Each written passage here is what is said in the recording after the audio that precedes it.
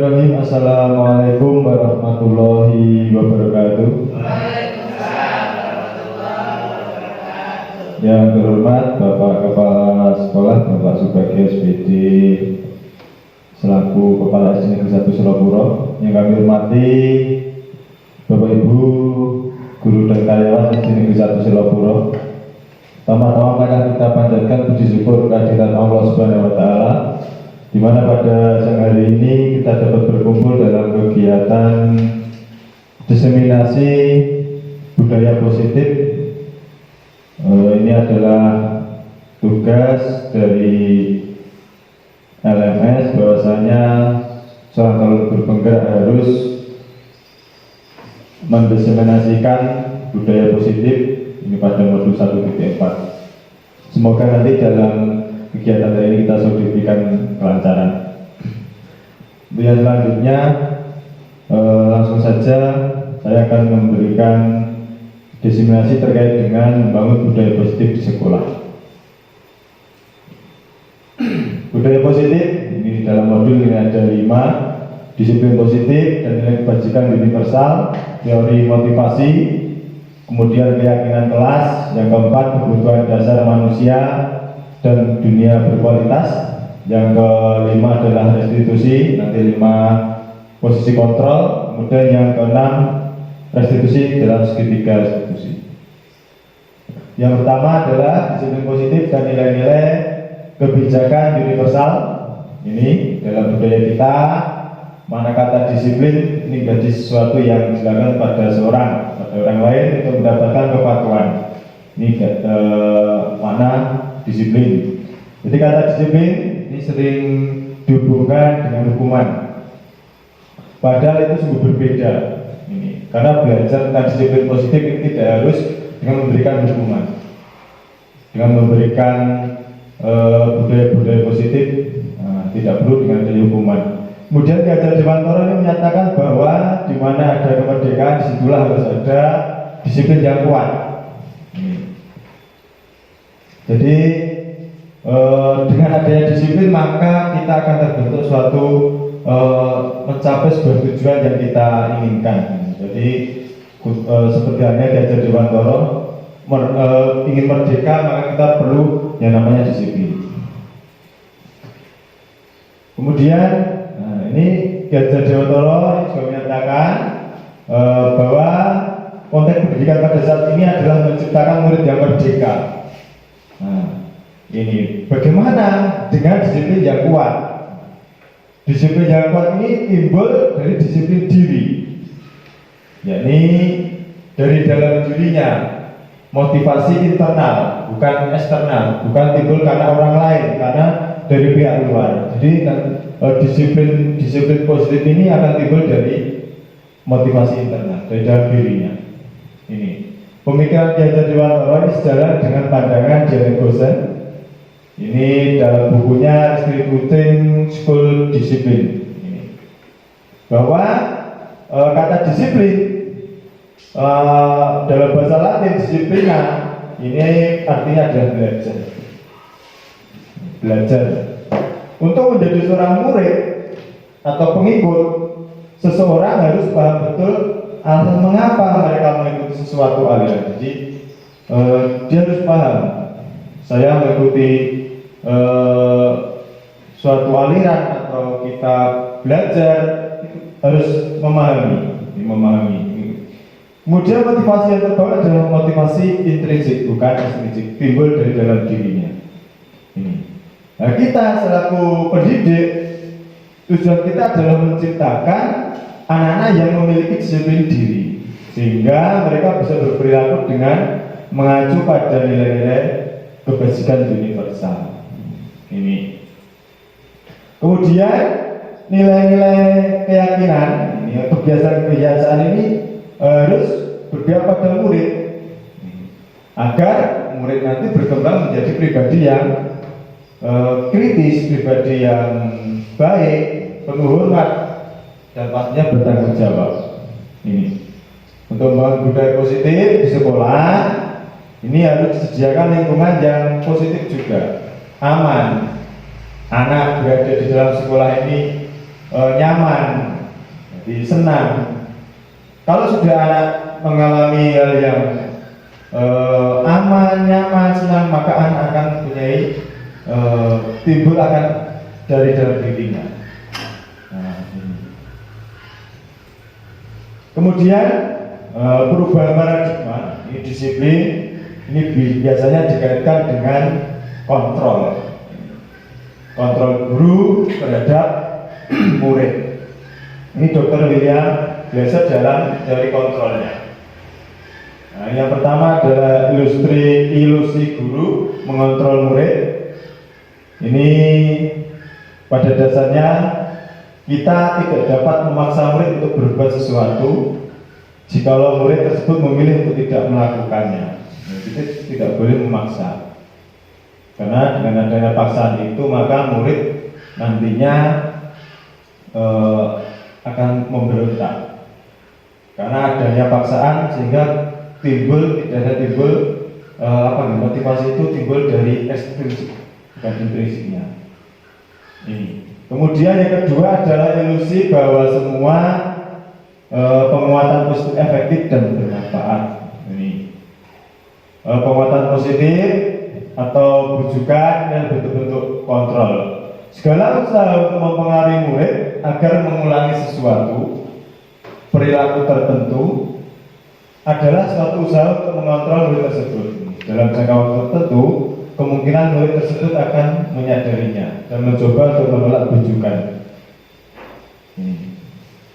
Jadi murid nanti akan menjadi tergantung pada pendapat sang guru untuk berusaha. Jadi tidak timbul dari intrinsiknya, namun dari ekstrinsik dari guru tersebut. Kemudian yang ketiga, ini adalah ilusi bahwa kritik dan membuat orang merasa bersalah dapat menguatkan karakter. Ini menggunakan kritik dan rasa bersalah, ini mengontrol murid menuju pada identitas gagal. Nah, karena kita mengkritik murid berbuat salah, seharusnya bagaimana guru itu mengajari bahwa anak tidak berbuat salah lagi dengan pendekatan dan sebagainya, namun dengan cara mengkritik anak sehingga anak akan merasa bersalah, akhirnya nanti menuju pada gagal. Kemudian yang keempat, ilusi bahwa orang dewasa memiliki hak untuk memaksa. Banyak orang dewasa yang percaya bahwa mereka memiliki tanggung jawab untuk membuat murid-murid berbuat hal tertentu. Jadi ada 4 ilusi kontrol. Kemudian bagaimana seseorang bisa berubah dari paradigma stimulus respon kepada pendekatan teori kontrol? Ini Stephen R. Covey menyatakan bahwa bila kita ingin membuat kemajuan perlahan, sedikit-sedikit ubahlah sikap atau perilaku Anda. Dengan mengubah sedikit demi sedikit, maka nanti akan terbentuklah suatu kemajuan dalam diri kita. Ubahlah bagaimana Anda melihat dunia, bagaimana Anda berpikir tentang manusia, ubahlah paradigma Anda. Jadi kita harus mengubah paradigma pemikiran kita menjadi hal yang lebih baik lagi. Ini nilai-nilai kebajikan dari 6 institusi atau organisasi dari profil pelajar Pancasila. Ini beriman, bertakwa kepada Tuhan Yang Maha Esa dan berakhlak mulia. Kemudian yang kedua adalah mandiri, yang ketiga bernalar kritis, yang keempat berkebinekaan global, yang kelima bergotong royong, dan keenam kreatif. Ini dalam kurikulum Merdeka, sebuah tujuan bahwa mewujudkan murid yang sesuai dengan profil pelajar Pancasila. Kemudian IBO, ini ada toleransi, rasa hormat, integritas dan sebagainya. Kemudian ini 9 pilar karakter Indonesia atau Indonesian Heritage Foundation. Ini cinta Tuhan, kemandirian, tanggung jawab sampai pada toleransi. Kemudian petunjuk seumur hidup dan keterampilan hidup. Ini ada dapat dipercaya, lurus hati. Kemudian selanjutnya untuk yang berjumur hidup, keterampilan ada peduli, penalaran. Kemudian untuk yang the seven essential virtues ini ada empati, suara hati, kontrol diri, rasa hormat, sampai dengan keadilan. Dan yang terakhir ini adalah the virtues project. Project nilai kebajikan. Ini nilai kebajikan yang dapat kita wujudkan. Ini ada kebersihan, komitmen, dan sebagainya. Nah ini perlawanan antara stimulus respon dengan teori kontrol. Ini pandangan tentang kimia.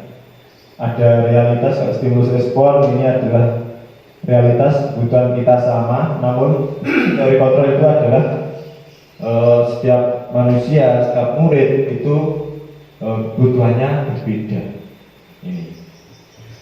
Kemudian semua orang melihat hal yang sama, setiap orang memiliki gambaran yang berbeda. Jadi kalau pada stimulus respon ini semua dianggap sama, namun pada teori kontrol itu setiap orang mempunyai pemikiran yang berbeda.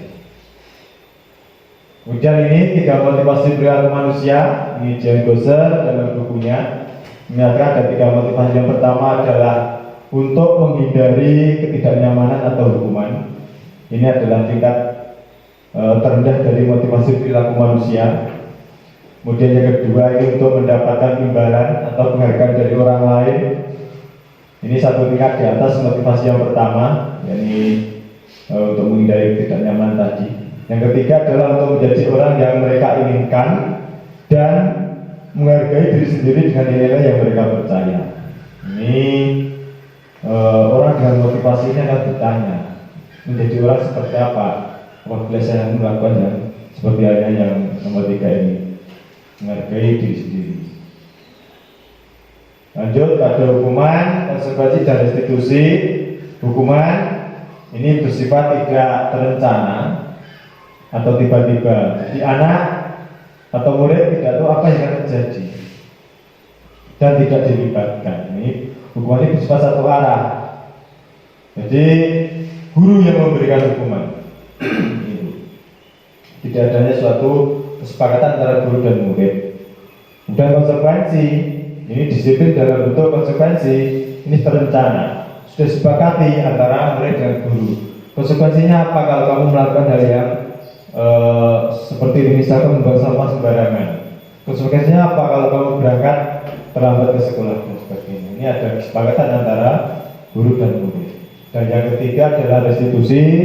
Restitusi ini adalah proses menciptakan kondisi bagi murid untuk memperbaiki kesalahan mereka.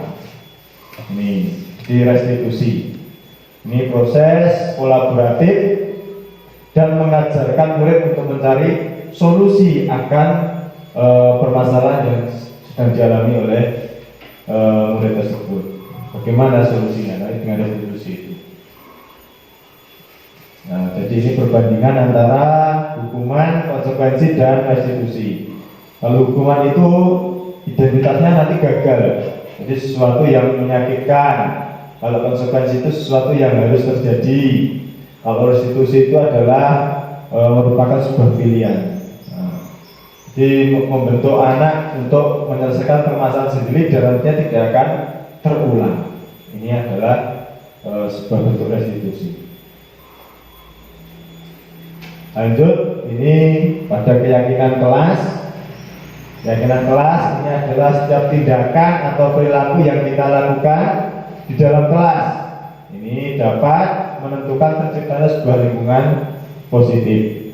Ini perilaku warga kelas tersebut menjadi sebuah kebiasaan. Jadi keyakinan kelas ini merupakan suatu bentuk budaya positif.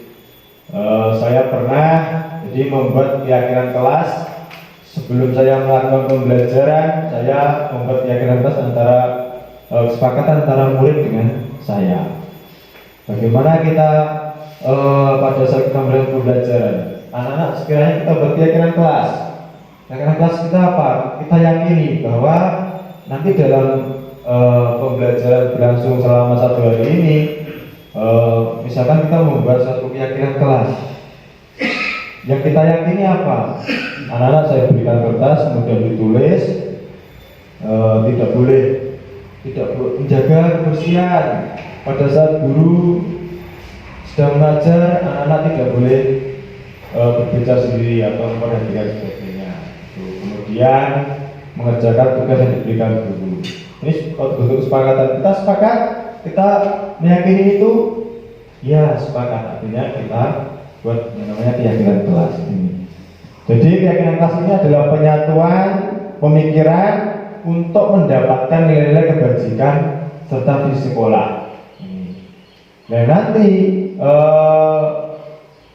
keyakinan kelas ini akan kita yakini bersama di dalam kelas, baik murid dan guru, sehingga disepakati bersama membentuk suatu budaya positif. Nah, anak-anak akan tahu, oh saya meyakini ini.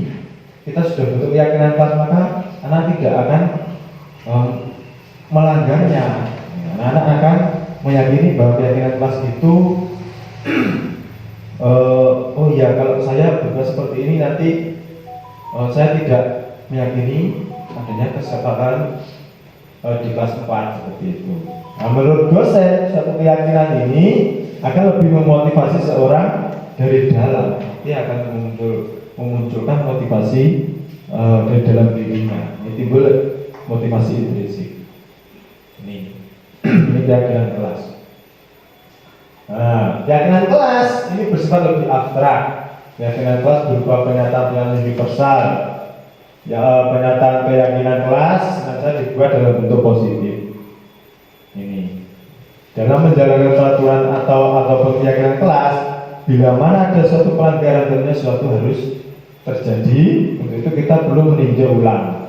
Misalkan kita buat kesepakatan keyakinan kelas, tidak boleh membuang sampah sembarangan.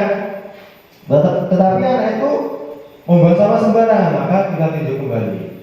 Kita bahas kembali. Ini suatu keyakinan kelas kita sudah sepakat, kenapa kok masih dilanggar dan sebagainya. Nah, akhirnya nanti akan terbentuk suatu penyelesaian dari permasalahan itu. Ini namanya keyakinan kelas. Dengan cara restitusi tadi, seperti itu.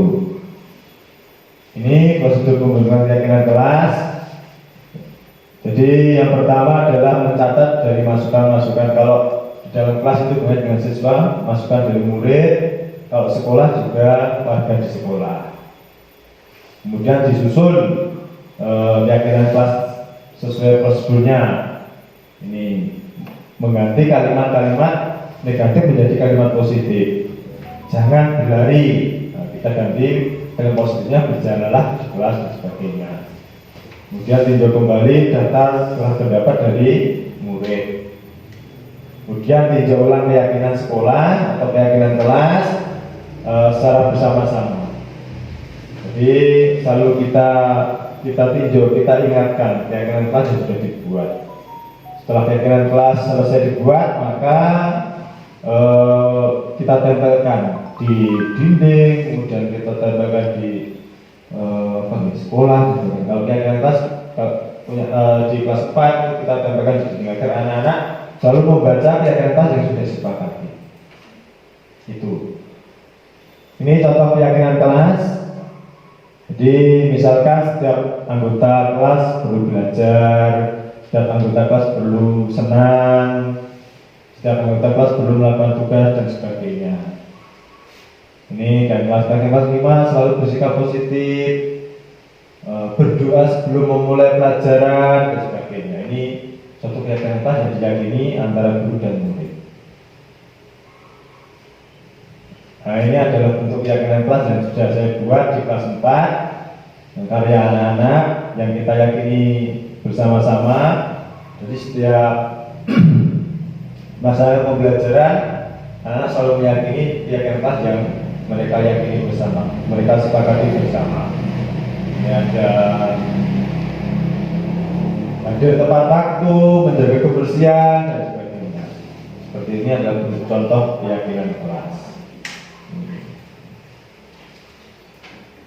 Kemudian kebutuhan dasar, kita lanjut materi kebutuhan dasar. Ada 5 kebutuhan dasar hidup. kebutuhan bertahan hidup, cinta dan kasih sayang, penguasaan, kebebasan, dan kesenangan.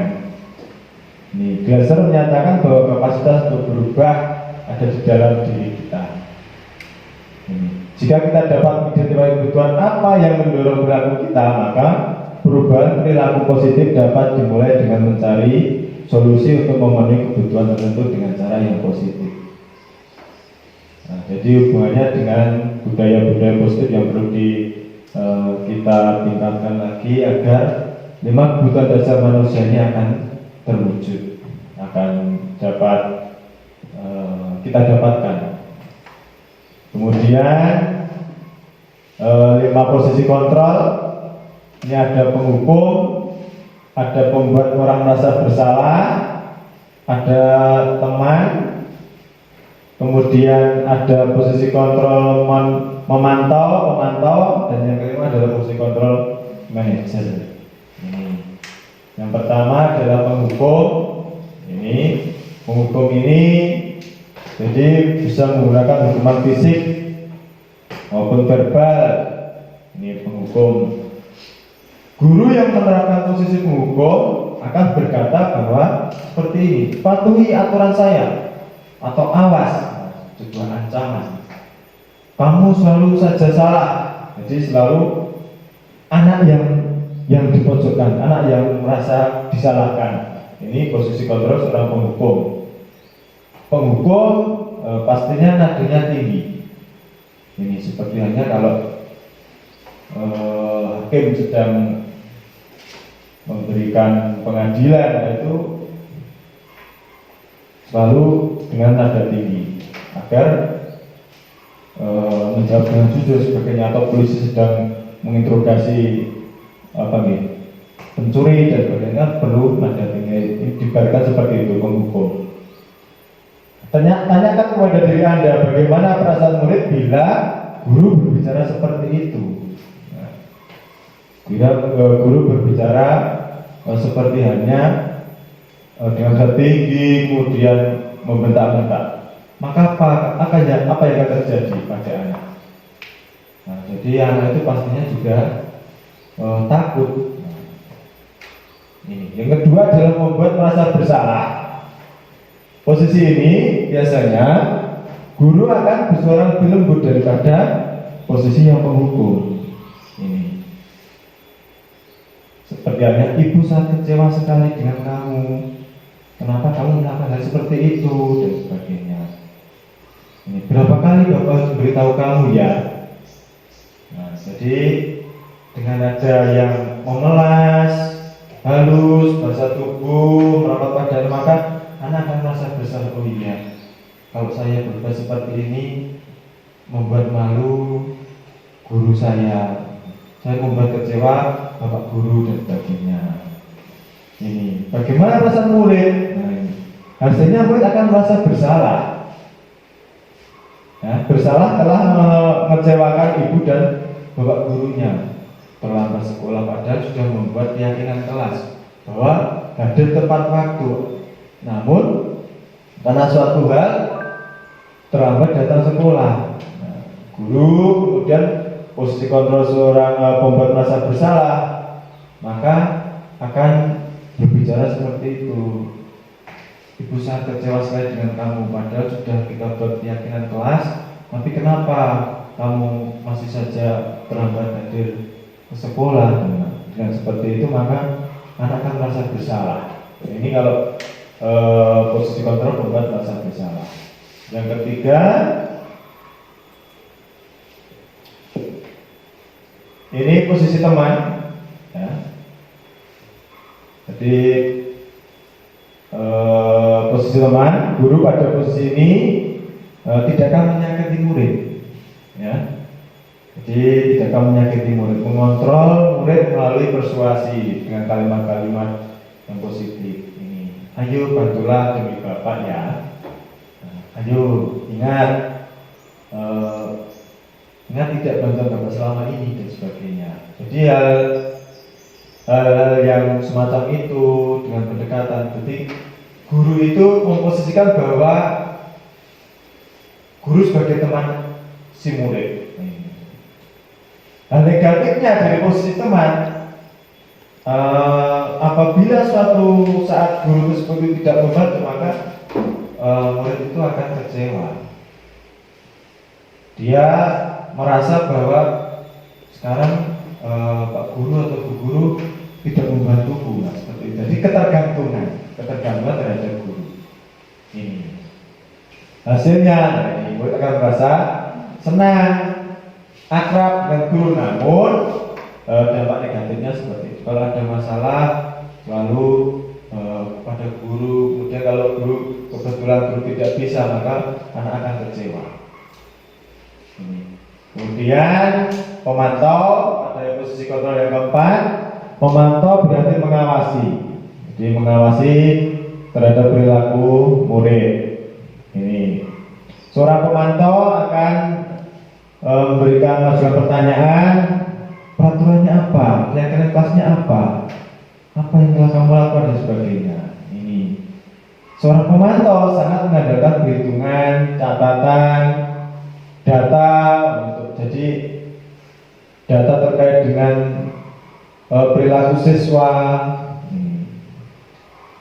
guna untuk mengontrol perilaku murid. Nah ini pemantau akan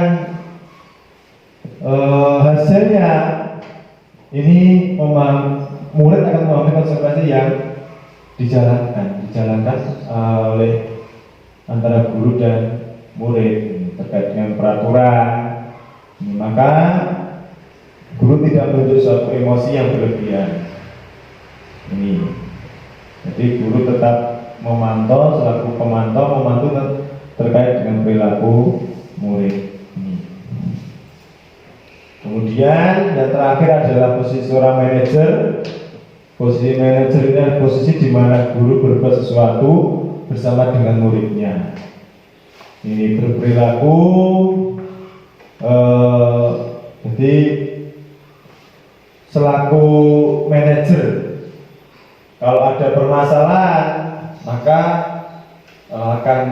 murid akan dipanggil, akan ditanya kenapa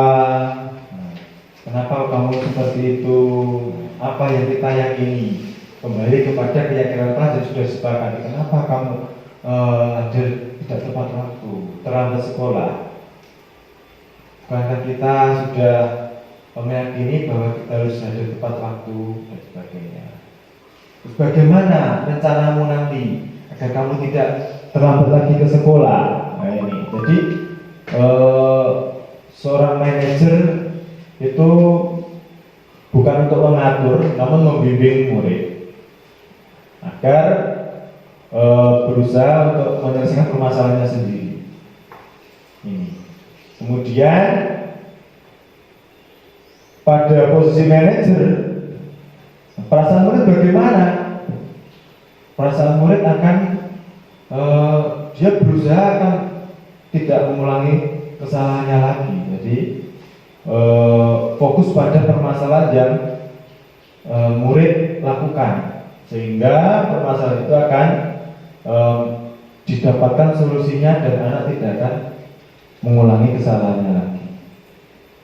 Ini, nah ini adalah suatu bentuk perbandingan antara penghukum, pembuat merasa bersalah, teman, pemantau ataupun manajer.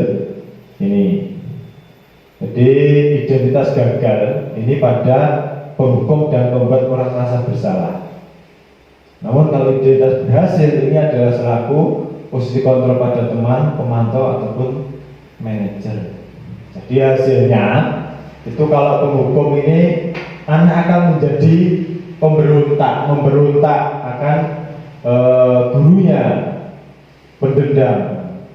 Awas nanti kalau Pak Guru lewat nanti akan saya lempar gardu dan sebagainya, ya berdendam. Jadi karena apa? Guru selaku posisi kontrol penghukum, membentak-bentak. Kemudian kalau membuat orang merasa bersalah, ini menyembunyikan, menyangkal, berbohong. Ini ditanya, kenapa kamu terlambat datang sekolah? Dia berbohong. Saya tadi karena sepeda saya banyak bocor, padahal bangunnya kesiangan. Nah, ini jadi berbohong. Kemudian untuk yang posisi kontrol sebagai orang teman, ini akan ketergantungan terhadap gurunya. Selalu kalau ada masalah selalu mencari gurunya. Pak, bagaimana ini? Sedikit-sedikit selalu mencari gurunya. Pemantau ini menyesuaikan bila diawasi. Jadi bila diawasi saja. Nah, kalau tidak ada gurunya, maka anak bisa saja nanti akan berbuat kesalahan lagi. Dan yang terakhir adalah hasil dari posisi kontrol manager, maka akan menguatkan watak atau karakter anak. Ini, maka anak tidak akan mengulangi kesalahannya lagi. Nah, kemudian yang terakhirnya adalah segitiga restitusi. Restitusi adalah proses menciptakan kondisi bagi murid untuk memperbaiki kesalahan mereka. Jadi kesalahan-kesalahan itu akan terdapat suatu solusi. Permasalahan itu akan ada solusi. Bagaimana menyelesaikan permasalahan itu dan bagaimana tidak akan terulangi lagi. Restitusi adalah proses kolaboratif yang mengajarkan murid untuk mencari solusi atas permasalahan ini. Bagaimana langkahnya? Ada 3 langkah untuk segitiga restitusi. Yang pertama adalah menstabilkan identitas. Kemudian yang kedua adalah validasi tindakan yang salah. Yang ketiga adalah menanyakan keyakinan yang sudah disepakati. Ini adalah bentuk segitiga restitusi. Yang pertama ingin menstabilkan identitas. Ini adalah pada garis bawah. Setiap orang pasti pernah melakukan kesalahan. Jadi kata-kata seperti itu. Kemudian validasi tindakan yang salah. Nah, kamu tentu punya alasan mengapa melakukan itu. Menanyakan keyakinan yang sudah disepakati, keyakinan apa yang sudah disepakati dan sebagainya. Ini suatu bentuk. Yang pertama adalah menstabilkan identitas. Ini. Jadi dengan kata-kata, kalimat-kalimat seperti ini, berbuat salah itu tidak apa-apa. Yang penting nanti kamu tidak mengulanginya lagi. Nah, kita bisa menyelesaikan masalah ini. Mari kita sama-sama untuk berbuat positif lebih baik lagi. Seperti itu. Ini adalah menstabilkan identitas. Tadi meyakinkan anak untuk menyelesaikan permasalahan dan tidak mengulanginya lagi. Yang sesi kedua ini adalah sesi kedua validasi tindakan yang salah. Nah, ini setiap tindakan kita dilakukan dengan satu tujuan, memenuhi kebutuhan dasar. Nah, ini menurut teori kontrol, semua tingkatan manusia baik atau buruk pasti memiliki tujuan tertentu. Bagaimana cara kita memvalidasi tindakan yang salah? Ini dengan kata-kata, dengan kalimat, padahal kamu bisa melakukan yang lebih baik dari ini ya, dan sebagainya. Kamu pasti punya alasan mengapa melakukan hal itu. Ini kamu patut berbangga pada dirimu.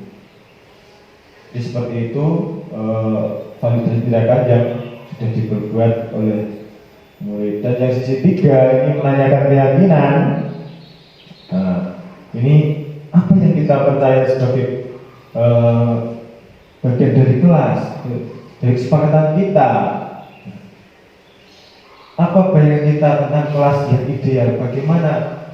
Jadi anak akan berpikir. Kebanyakan anak akan mengatakan ya, ini sebuah pertanyaan, apakah kamu ingin jadi orang yang sukses? Iya, pastinya jawabannya iya. Namun bagaimana menjadi seorang yang sukses? Kita anak-anak kan berpikir, maka berpikir lebih luas dengan seperti ini, selalu berbudaya positif, selalu mematuhi keyakinan kelas yang sudah sebagainya. Jadi kita gambarkan hal yang positif, maka anak itu akan ikut dalam budaya positif yang sudah kita terapkan di dalam kelas maupun sekolah. Ini sebuah video segitiga restitusi yang sudah saya buat untuk disimak.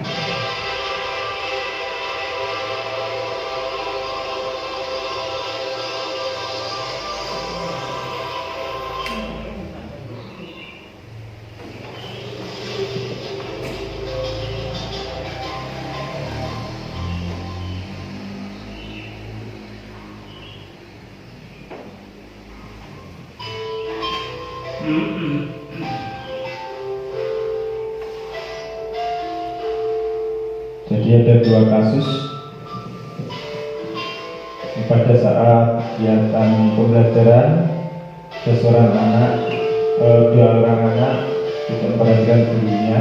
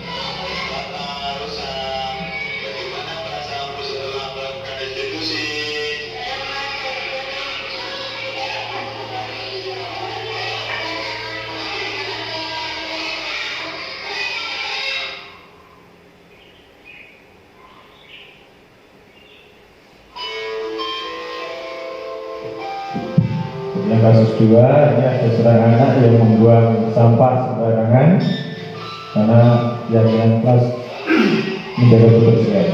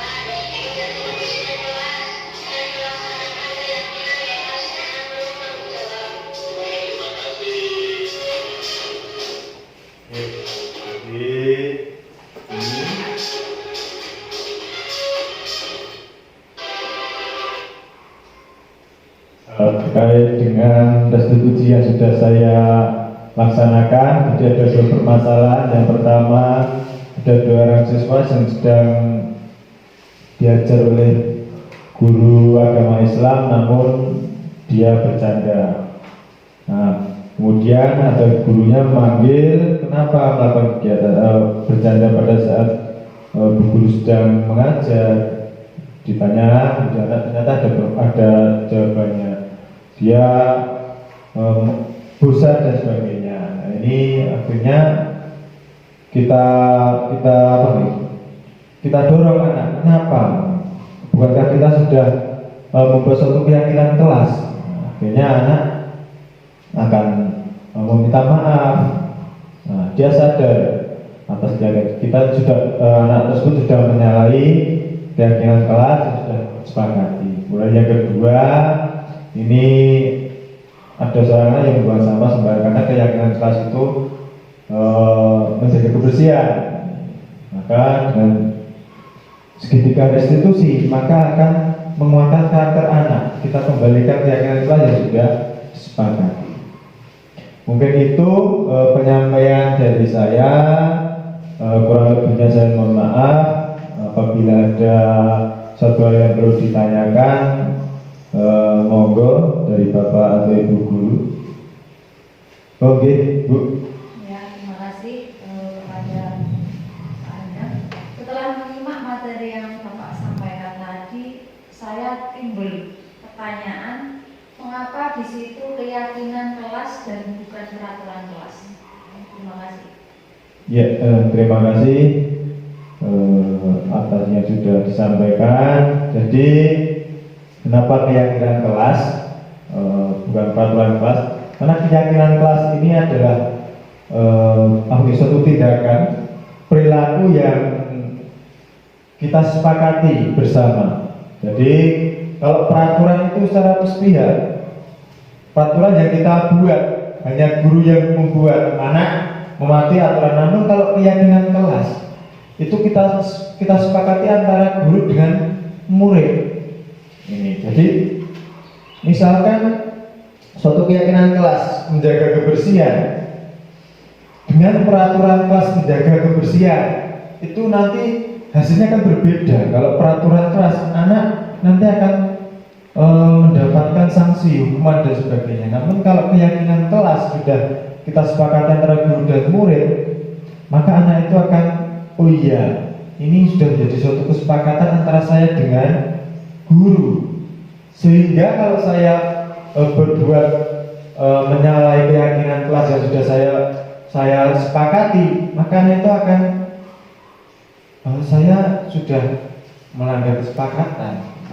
Maka anak itu, oh iya, saya besok lagi tidak akan mengulangi hal yang semacam itu. Ini keyakinan. Begitu. Sampai ya, terima kasih atas waktu yang Bapak Ibu sudah luangkan terkait dengan designasi saya. Semoga nanti kita dapat mewujudkan, kita dapat memberikan hal-hal positif, disiplin positif untuk anak, sehingga anak itu akan merasa nyaman, senang di dalam kelas maupun di dalam sekolah. Mungkin itu yang dapat saya sampaikan. Ada kata-kata yang kurang berkenan dari panjenengan, saya mohon maaf. Yang sebesar-besarnya saya tutup. Wassalamualaikum warahmatullahi wabarakatuh. Waalaikumsalam.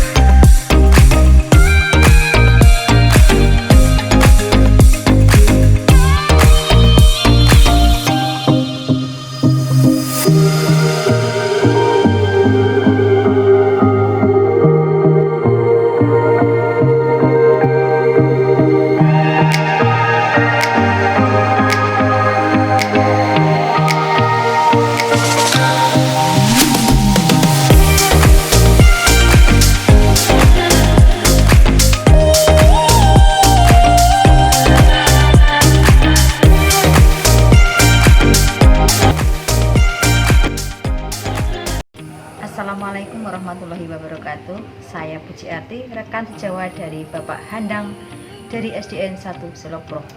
Menurut saya, apa yang sudah dipaparkan oleh Pak Handang tentang budaya positif di sekolah itu sangat bagus diterapkan di sekolah, terutama disiplin positif siswa, karena masih banyak siswa yang disiplin positifnya karena unsur ekstrinsik, bukan karena dari dalam dirinya sendiri.